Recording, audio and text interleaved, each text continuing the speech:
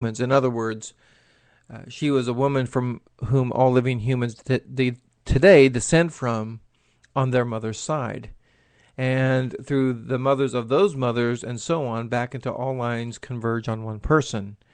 That's the theory anyway. And so they incorporated that mitochondrial Eve theory into the show. I personally liked that facet of it. If you get a chance to listen to or watch the show, pick it up on Netflix or pick up the series. It's a great one. So that is kind of my recommendation and my comments for tonight. It is 8:32. What else do I have in the news? I have some happy news here.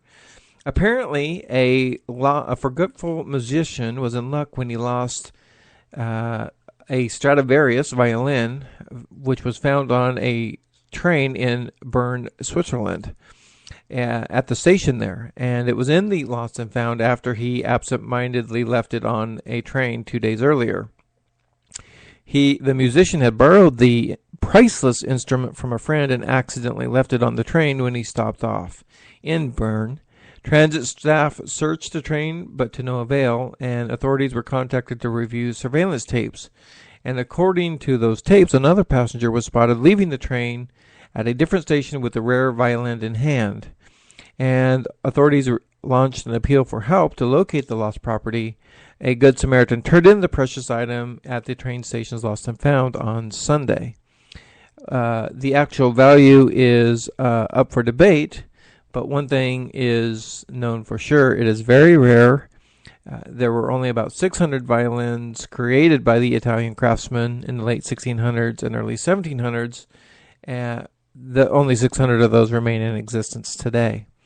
A well-preserved Stradivarius sold for $15.9 million at an auction in 2011. So that is a good call, and thankful for the Good Samaritan who turned it in. But then again, what is he or she going to do with it? It's not like you can go to a pawn shop and say, "Hey, I have a Stradivarius here," and have it show up. So, but it is a good act of kindness and good for the musician. And so let's see here. It is 8:33. Time for some more music here. Let's see. We'll pick Money for That by Shiny Toy Guns. School bells ringing, 1994.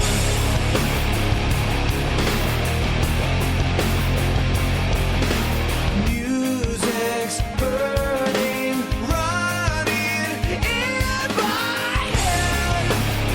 Gonna shout it out in my head.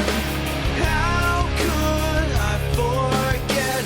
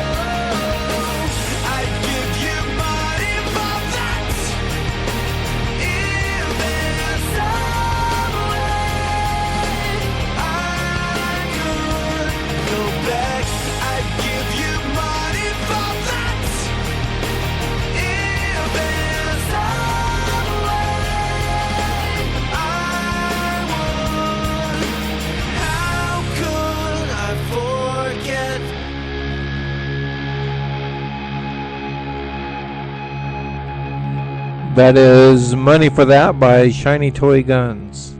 It is 70 degrees in Seattle, Washington, under clear skies. Mullen, Nebraska, 69 degrees, clear skies. A little bit of relief from the oppressive heat that they've had out there. New York, 72 degrees, clear. Los Angeles, California, 69 degrees, clear skies. Denver, Colorado, 68 degrees, mostly cloudy. And here in Portland, it is 67 degrees, partly cloudy skies. We do have a interesting weather situation coming up in the Portland area here. And according to the special statement, the hottest weather of the year is so far likely over much of the southwest Washington and northwest Oregon region this weekend. It'll be the hottest weather of the year, and the highs will reach in the mid and upper 90s on Saturday, and a few locations even getting close to 100 degrees on Saturday as well. The hot weather will continue Sunday with temperatures again in the 90s. The coast will be warm, approaching 80 degrees on Saturday, and then a marine layer will develop either Sunday or Monday, bringing some cooling. People sensitive to heat, such as the elderly or those who do strenuous exercise or outside work, should be extra careful during this upcoming hot period, drinking plenty of clear fluids and avoid exercise during the heat of the day. So that is a weather statement coming up for here in the Portland area, and the hardest, definitely the hottest day of the year. It is 8:39. I've got about 5 minutes left into the show. I have a news story. I have three news stories that I'm probably not going to get to all of them, so I'll go to probably the most interesting one. NASA's new Mars rover has targeted the red planet's mysteries. Mars, which is our next door neighbor in the solar system, hasn't given up many of its secrets, but when NASA's newest Mars rover, Curiosity, lands on the red planet next week, scientists hope to unlock a few more. The centerpiece of the Mars Science Laboratory mission, the Curiosity rover, comes packed with a slew of instruments to study not only today's Martian surface, but also the surface of the past. The overarching strategy of NASA's Mars exploration program has long been to follow the water, and Curiosity is no exception. Following up clues provided by previous missions, the newest rover will seek answers to questions about climate, geology, human exploration, and of course whether or not the red planet could have hosted life. They won't be searching directly for that, but according to scientist John Grotzinger, he pointed out that such a search would require more sophisticated scientific equipment, even more advanced than what the rover currently carries. A potentially habitable environment would also contain chemical, mineralogical signatures suggesting the presence of an energy source that microorganisms could have used at some point. And that is exactly what Curiosity is looking for. And they are also looking for organic carbon, thought to be one of the building blocks of life. It is, either way, the rover can help pinpoint some of the best Martian environments to search for life on future missions, making them less hit or miss. So a pretty interesting science fact and mission coming up. I don't know if I necessarily agree with the philosophy that we should be entirely reliant on and robotics on these kinds of missions. I hope that the government and the United States, and even on an international level, we look to exploring the moon and further on simply by man missions, because let's just be honest, we could. It is humankind and human nature to explore. And if we don't take those opportunities and take that chance to explore, despite the risk, looking at history, where would we be now? Where would we be now if Columbus hadn't sailed? Of course, eventually we would have gone across the ocean and made that trek, but things would definitely be different in history and where we are today. And I think that it is important for us to remember that we are explorers, not just the U.S. and not just Russia or any other country. All of us are explorers. We're all looking for something else, something new, and somewhere to belong.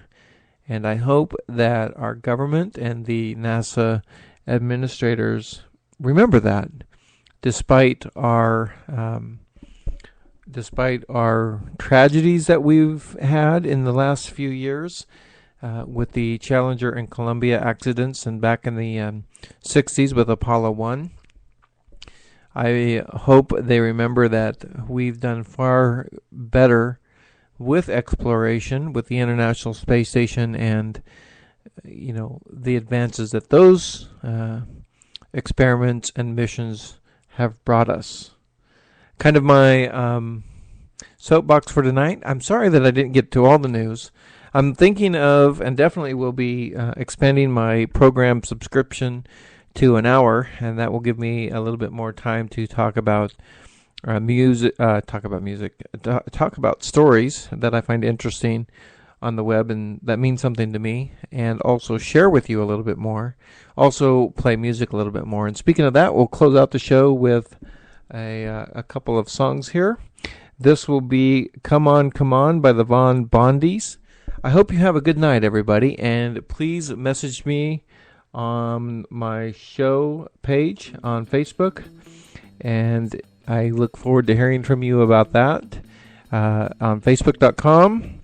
You can text me. Those of you that have my phone number, you can text me, and I look forward to hearing from you all. Have a good night, everybody.